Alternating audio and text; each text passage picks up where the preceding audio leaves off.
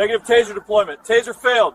Subject has armed himself with a chainsaw. We're at war. Drop the chainsaw. Shoot me. Drop it now. Drop the chainsaw! You better shoot or kill me, because I'll chop you in pieces, bud! The morning sun hung low over the Colorado high desert, casting long, thin shadows across the cracked pavement.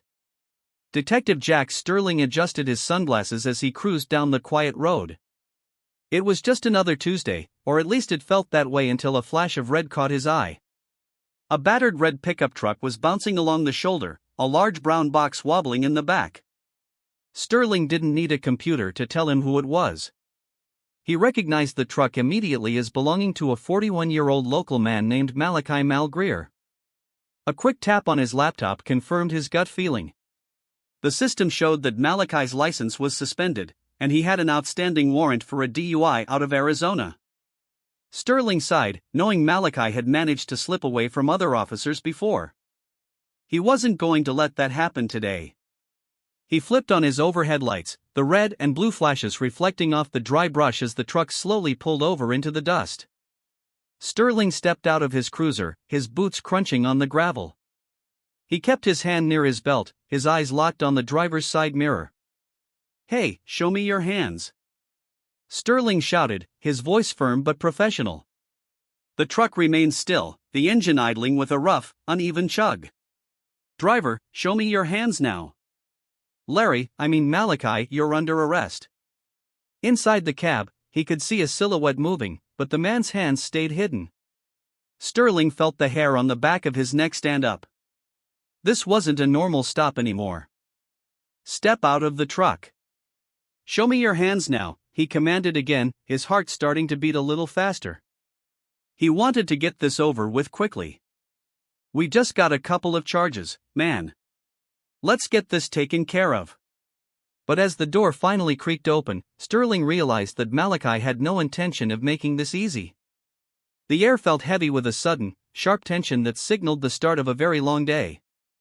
Sterling kept his gun pointed at the truck, but he didn't pull the trigger.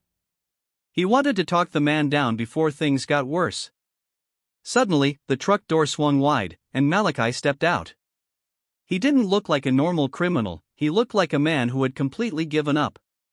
Instead of putting his hands up, Malachi stood tall and stared directly at Sterling with a strange, calm look on his face. "I declare peace," Malachi shouted, his voice echoing across the empty desert. It was a weird thing to say to a police officer holding a gun.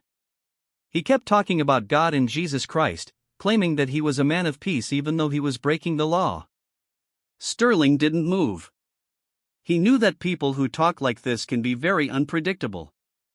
"That's fine, but you're still under arrest," Sterling replied, trying to keep his own voice steady. "Get on the ground right now." He warned Malachi that if he didn't listen, he was going to get tossed. Sterling reached for the taser on his belt, hoping the threat alone would be enough to make the man stop. But Malachi didn't flinch. He just stood there, refusing to show his left hand, which was still tucked behind his back. "Go ahead, bring it, bud," Malachi challenged, almost like he wanted the fight to start. He told Sterling that the police were his enemy and that he didn't recognize their authority. The religious talk was getting louder and more confusing. Sterling realized that peace was the last thing Malachi actually wanted. He took a deep breath, braced his feet in the sand, and prepared to fire. Sterling didn't wait any longer. He squeezed the trigger of his taser, and the two small probes zoomed through the air toward Malachi's chest. Sterling expected to see the man drop to the ground instantly, his muscles locking up from the electricity. Instead, there was just a dull thud as the probes hit Malachi's thick, heavy shirt and bounced off harmlessly. The taser had failed. "Go ahead. Bring it, bud," Malachi taunted, a wild grin spreading across his face as he realized the officer's best non-lethal weapon had done nothing. Sterling felt a cold knot of fear in his stomach. The balance of power had just shifted. Before Sterling could even reload or reach for his radio, Malachi lunged back toward the bed of his red pickup truck. He reached over the side, his hands disappearing into a pile of tools. With a sudden, violent yank, he pulled out a heavy, gas-powered chainsaw. The desert quiet was shattered by the sharp, metallic rip of a pull cord. On the first try, the engine roared to life, screaming at a high pitch that made Sterling's ears ring. Blue-gray smoke puffed from the exhaust as Malachi gripped the handles, revving the motor until the chain was a blurred, spinning shadow of steel. Negative taser deployment. Tasers failed. Sterling shouted into his shoulder mic, his voice tight with urgency as he backed away. Subject has armed himself with a chainsaw. Malachi stepped forward, the saw snarling in his hands. He wasn't just a man with a suspended license anymore, he was a walking nightmare. The peace he had talked about was gone, replaced by the terrifying sound of spinning metal. Sterling raised his handgun, his sights shaking slightly as he realized he was now in a fight for his life. Sterling stood his ground, but he kept a safe distance. The loud growl of the chainsaw filled the air, making it hard to think. Malachi wasn't just angry anymore, he was using his words like weapons. He started shouting verses from the Bible, but he was twisting them to fit his own dark mood. He told Sterling that the police were monsters and that God was on his side. Romans says you have to submit to the authorities. Sterling yelled back, trying to use the man's own logic to calm him down. I have the authority here, Malachi. It's over. But Malachi didn't care about the law. He held the buzzing saw in front of him like a shield. He claimed that he was an enemy to God and that this was a war he was ready to die in. He called the situation self-defense, even though he was the one holding the deadly tool. Every time Sterling tried to talk about the warrant or the arrest, Malachi just revved the engine louder, drown out the officer's voice with the sound of spinning metal. The conversation was turning into a theology of war. Malachi believed he was a soldier in a holy fight against a system that had failed him. He didn't see Sterling as a person just doing a job, he saw him as a demon sent to ruin his life one more time. The desert was no longer just a place for a traffic stop, it had become a stage for Malachi's final, violent stand. The chainsaw kept screaming, but Malachi's voice rose even higher. He began to pour out his heart, and it sounded like a story of a man who had been pushed too far. He told Sterling that he had no license and no way to get a job. Without a job, he couldn't pay his tickets, and without paying his tickets, he couldn't get his life back. To him, it wasn't just a legal problem, it was a revolving hell that never ended. You have ruined my life multiple times. Malachi yelled, even though he and Sterling had never met before. He wasn't just mad at one officer, he was mad at every person who wore a badge. He felt like he was trapped in a box with no doors, and every time he tried to climb out, the system kicked him back down. He told Sterling that there was nothing left for him to do but die, and he was happy to do it if it meant he didn't have to go back to jail. Sterling tried to listen. He told Malachi that there were resources and people who could help him get back on his feet.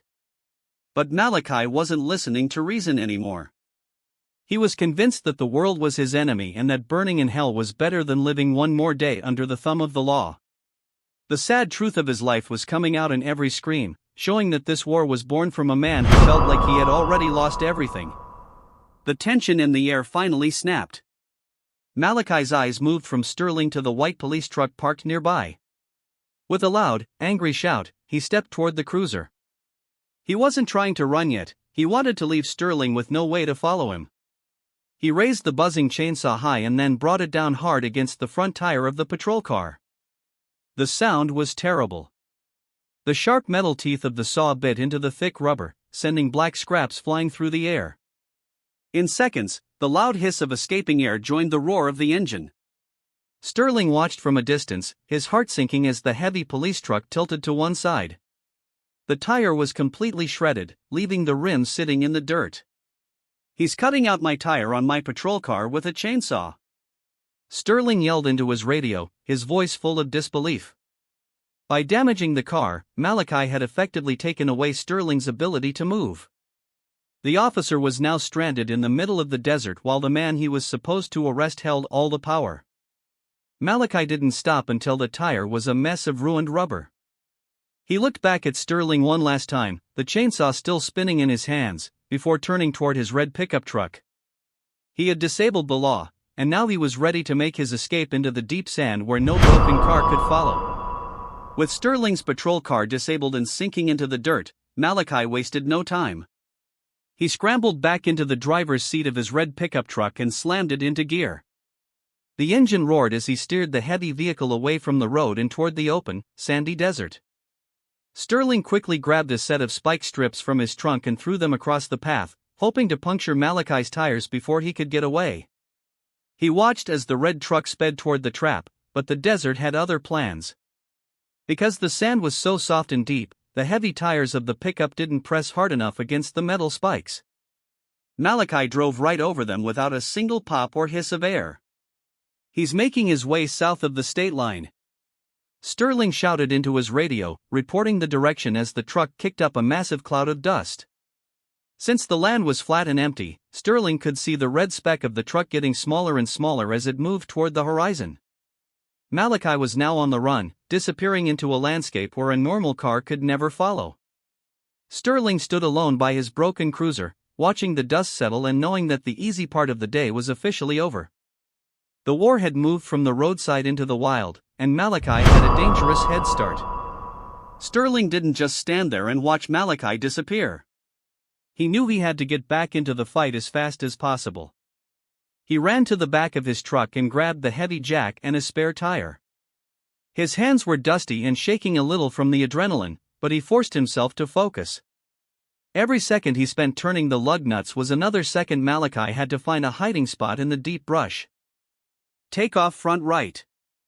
I've already got the lug nuts loosened," Sterling shouted as another officer pulled up to help.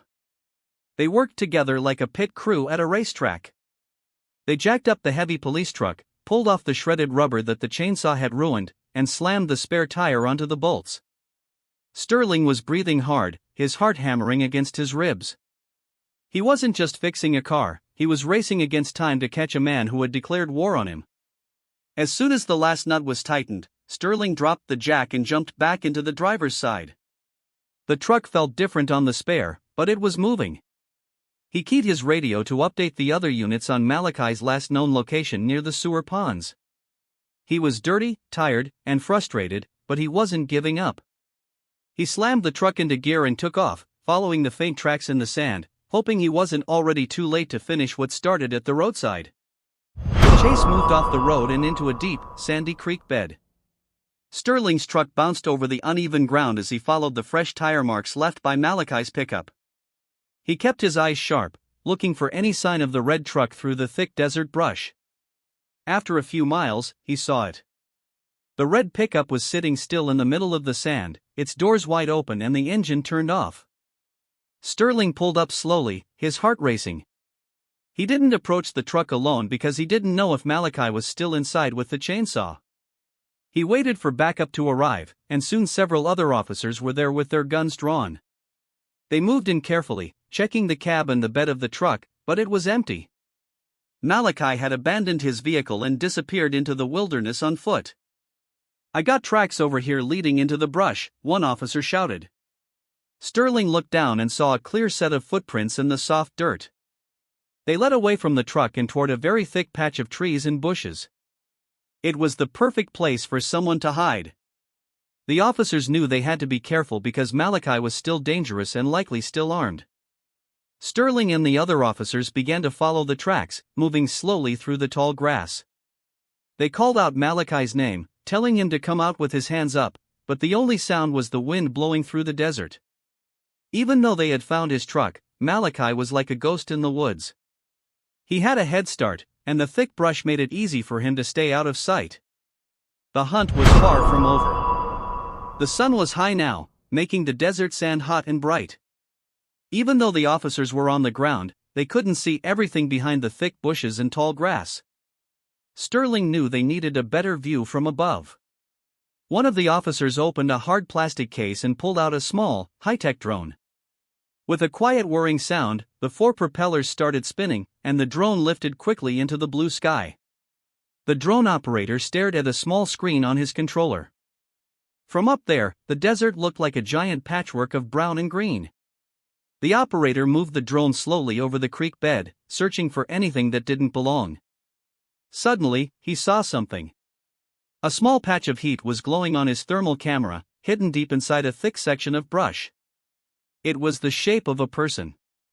"I've got a heat signature," the operator shouted to Sterling and the others. He's ducked under a large bush for cover. Malachi was trying to stay as still as a rock, hoping the leaves would hide him from the eyes in the sky. He probably heard the low hum of the drone above his head and knew the police were getting closer. The operator sent the exact location to the officers on the ground. Sterling gripped his radio, feeling a surge of energy. They finally had a target. They began to move toward the spot, spreading out to make sure Malachi had no way to run. The eye in the sky had found what the human eyes couldn't, and the net was finally closing in on the man with the chainsaw. The drone operator kept his eyes on the screen as Sterling and the other officers moved through the tall grass.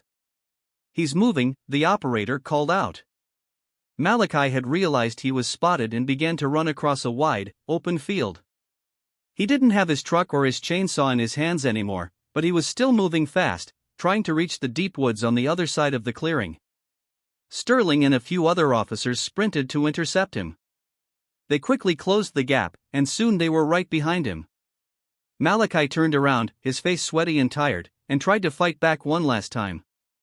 There was a short scuffle as the officers tried to grab his arms, but Malachi was still struggling with everything he had. Knowing they couldn't let him get away again, an officer drew his taser and fired. This time, the probes hit perfectly.